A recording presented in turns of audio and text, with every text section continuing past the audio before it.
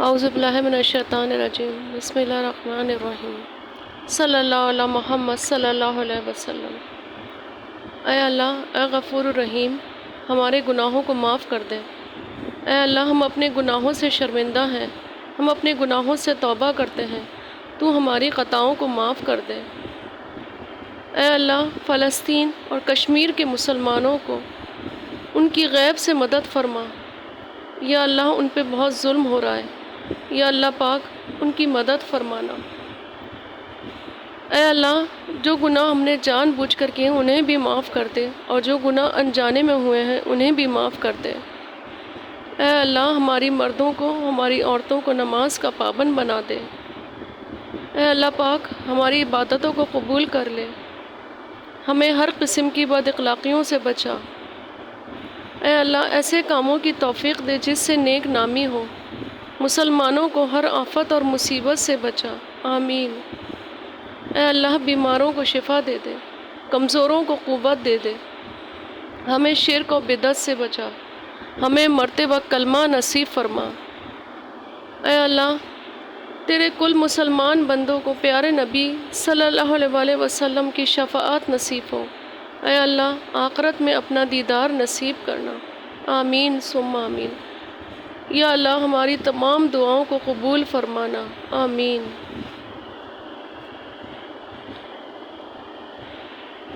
حضور اقدس سید البشر فخر رسول نے اپنی آنکھوں کی ٹھنڈک نماز میں بتلائی ہے، اور وصال کے وقت آخری وصیت جو فرمائی ہے اس میں نماز کے اہتمام کا حکم فرمایا ہے۔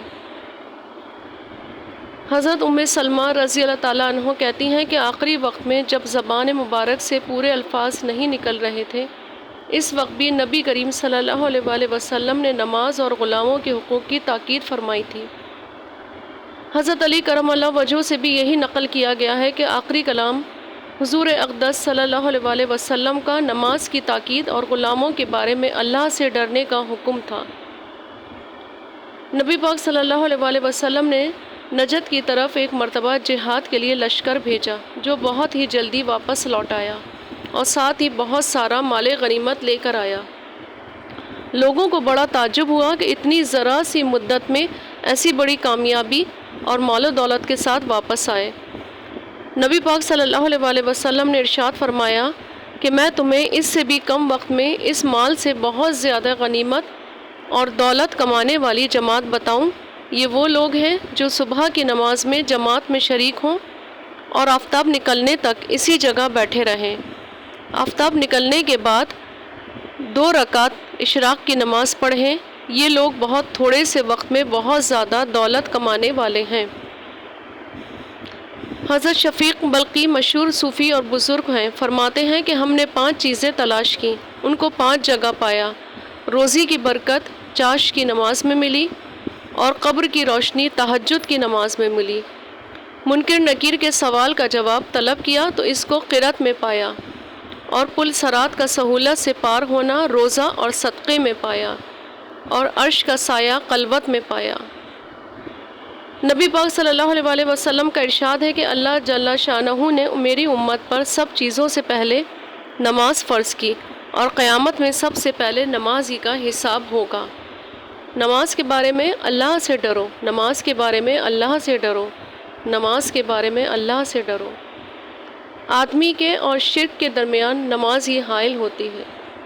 اسلام کی علامت نماز ہے۔